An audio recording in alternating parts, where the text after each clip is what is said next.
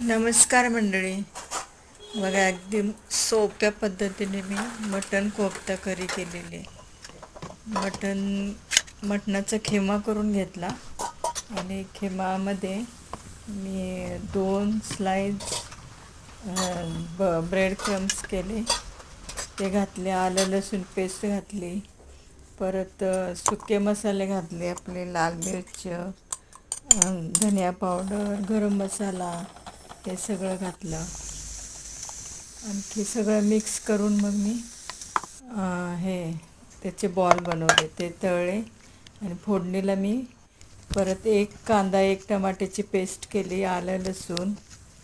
आणि खिम्यामध्ये मी हे पण घातलं, हिरवी मिरचीने खूप छान टेस्ट येते. कांदा, हिरवी मिरची मिक्सरला लावून केलेले. कशी वाटली तुम्हाला रेसिपी?